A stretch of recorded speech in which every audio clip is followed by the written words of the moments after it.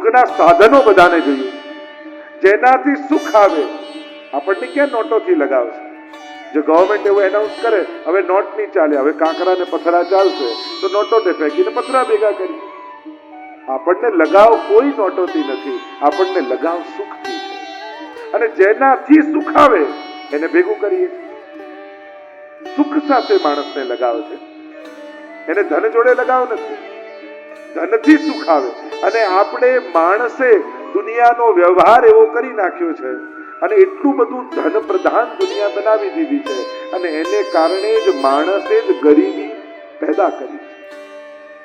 આપણે આરોપ ભલે ભગવાન પર મૂકીએ, પણ દુનિયાની ઇકોનોમી એવી કરી છે અને એવું ધન પ્રધાન સમાજ બનાવી દીધું કે કોઈ ગરીબ અને કોઈ અમીર, આ માણસે ઊભું કર્યું છે આ વ્યવસ્થા.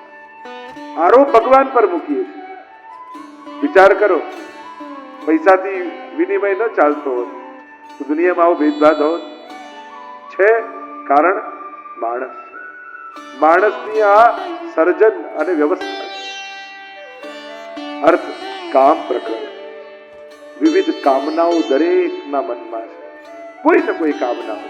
અને ચોથું મોક્ષ પ્રકરણ. દરેકને મેળવ્યું છે એમાંથી મુક્તિ જોઈએ. જે મેળવ્યું છે એમાંથી માણસ છૂટવા માંગે.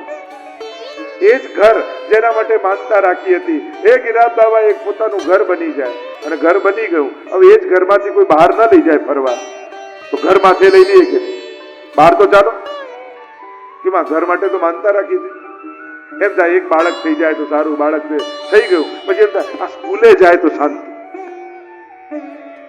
કેમ? આના માટે તો માનતા રાખતા, પણ એનાથી છૂટીને મજા આવે. એ જોબ મળી જાય કે જોબ મળી જાય તો મળી જાય સારું, અને એમાંથી જયારે રજા પડે તો કેવી મજા આવે. તમે તો કામ ઈચ્છ્યું હતું અને લોકોએ કામ, મારે તો બહુ સારું કામ હો, કામ જ ના કરવું પડે. સારું કામ આપણે છે ને માની, સારી જોબ છે ને માની. અમારે તો એવું સારું જોબ કે કાંઈ કામ જ કરવાનું ના. એટલે કામ કરવા માટે ઈચ્છ્યું હતું કે કામમાં ન કામ કરવા માટે? જે મેળવ્યું છે એનાથી છૂટીને માણસને ગમે. મુક્તિ મનુષ્યનો સ્વભાવ. બાળકને પૂછો તને સ્કૂલમાં કયો ટાઈમ ગમે? તને પીટી નો પીરિયડ ગમે, ઇંગ્લિશ નો ગમે, ડ્રોઈંગ નો ગમે, કે છૂટવાનો બેલ વાગે ને એ જ સૌથી વધારે ગમે? મુક્તિ માણસને સહજ ગમે. જે મેળવ્યું છે એનાથી માણસ છૂટવા માંગે. માણસે મોક્ષ મેળવવાનું ના હોય, માણસને મોક્ષ જોઈએ.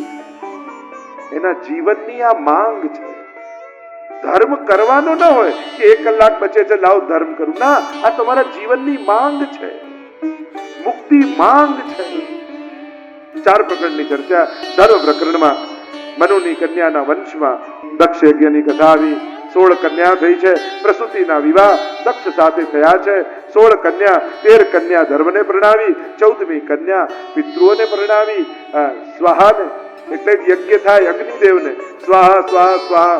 સ્વધાને પિતૃઓને પરણાવી, પિતૃ યજ્ઞ હોય ત્યારે સ્વધા સુધા ભરવામાં. અને 16મી કન્યા સતીના વિવાહ મહાદેવજી સાથે થયા. કઈક વેર બંધાયો મહાદેવજીના દક્ષ સાથે. અહંકારી વ્યક્તિને ભક્ત જોડે બહુ બનતું નથી. જેના મનમાં અહંકાર હોય ને એને ભક્ત જોડે બહુ ન બને. મહાદેવજી જોડે વેર બંધાઈ ગયો, કારણ કે માન ન મળ્યું. એવું કે મારું માન નથી રાખતો, મારો જમાઈ થઈને યજ્ઞમાં એમનો ભાગ બંધ કરાવી દઈશ. અને પહેલો યજ્ઞ હું કરીશ. દક્ષે વિશાળ યજ્ઞ કર્યો. બધા દેવતાઓને આમંત્રણ આપ્યું, તો પોતાના જમાઈને આમંત્રણ ના આપ્યું. વિમાનમાં બધા દેવતાઓ જતા હતા. સતી મહારાણી પૂછ્યું કે આ ક્યાં જઈ રહ્યા છે? નારદજી કહેવા લાગ્યા, અરે તમારે પિતાને ત્યાં આટલો મોટો યજ્ઞ છે ને તમે નથી જવાના? અરે દીકરીઓથી તો પ્રસંગ શોભતા હોય, અને પ્રસંગ ઘરમાં હોય તો દીકરીઓ તો પહેલા પહોંચી જવાનું હોય, બધાની વ્યવસ્થા કરવાની હોય, બધાને બોલાવવાના હોય, બધાનું સ્વાગત કરવાનું હોય. દીકરીઓથી તો પ્રસંગ શોભે. આ દુનિયામાં ભાગ્યશાળીઓની અનેક વ્યાખ્યા છે, પણ એમાંથી એક વ્યાખ્યા એ કરી શકાય કે નસીબ વાળો એ છે જેના ઘરમાં એક કમથી કમ એક દીકરી હોય. એ ભાગ્યશાળી માનો. પ્રસંગો દીકરીઓથી શોભે. તમે નથી જવાના? સતી મહારાજને જવું, પિતાને ત્યાં છે તો મારે તો જવું જોઈએ. મહાદેવજીને કહ્યું પણ આપણને આમંત્રણ નથી આપ્યું. અરે ભૂલી ગયા હશે. ના, મારું અપમાન કરવા માટે તમારે પિતાએ આ યજ્ઞ કર્યો. આમંત્રણ સુદ્ધા ન, અરે આટલી જગ્યાએ આમંત્રણની જરૂર થોડી હોય. પિતાને ત્યાં, સુરતને ત્યાં, ગુરુને ત્યાં, સ્વજનને ત્યાં સમાચાર મળે ને પહોંચી જવાનું. મહાદેવજી કહે ના જાઓ તો સારું, તમને દુઃખ થશે. ન માન્યા. નંદીને સાથે મોકલ્યા છે. કહ્યું કે મને જોઈને પિતા પ્રસન્ન થઈ જશે. પણ જ્યાં યજ્ઞમાં પ્રવેશ કર્યો, યજ્ઞમાં મહાદેવજીનો ભાગ ન જોયો. પિતાએ પણ નજર વાળી લીધી, માએ પણ ઝુકાવી લીધું મુખ. આત્મગ્લાની થઈ. મારા પતિ મને રોકતા હતા, મેં ન માની.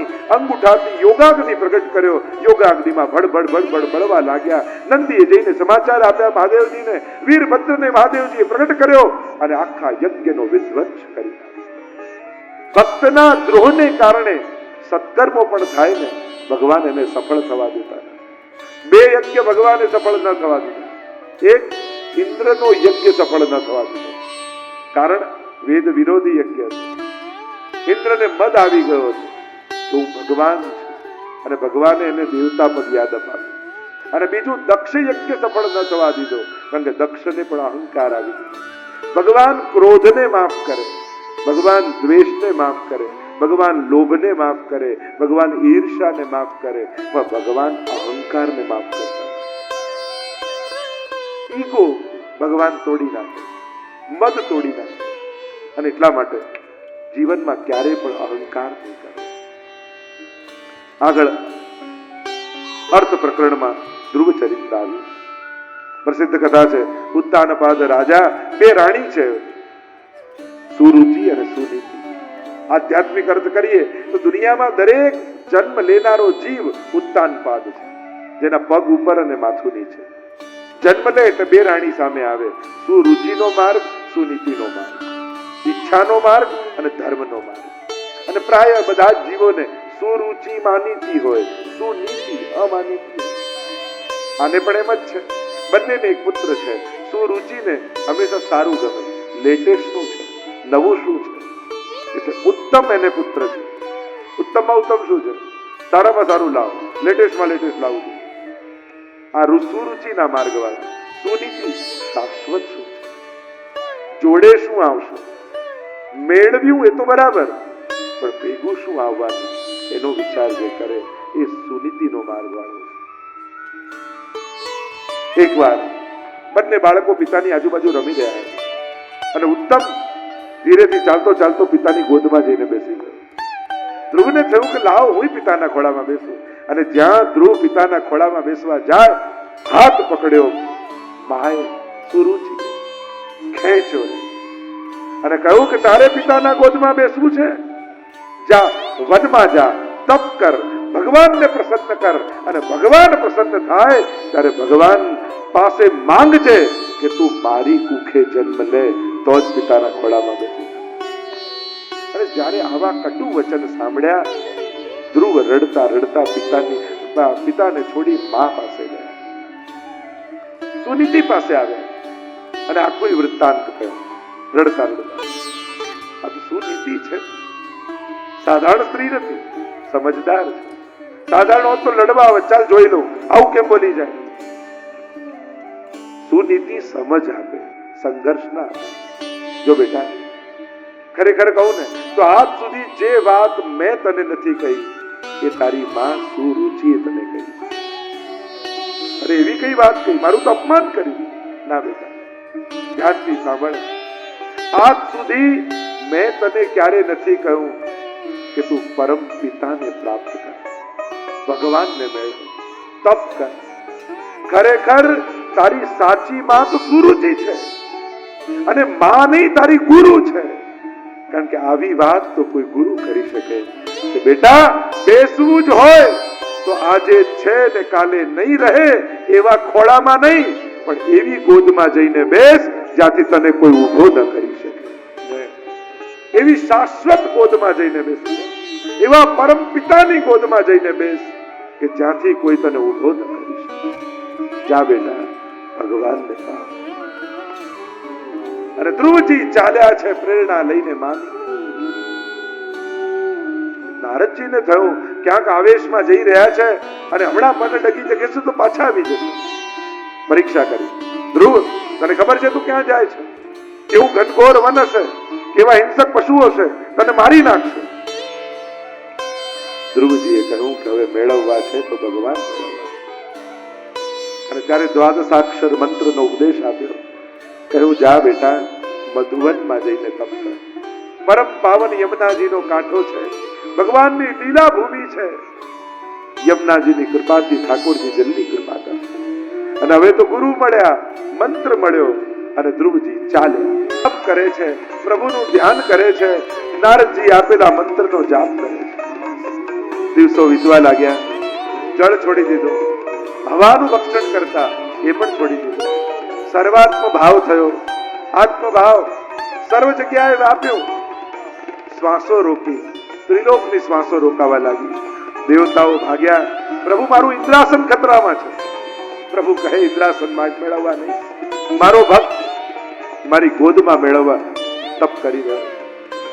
ધ્યાનમાં આવ્યા નારાયણ. પરમાનંદનો અનુભવ થયો છે ધ્રુવજીને.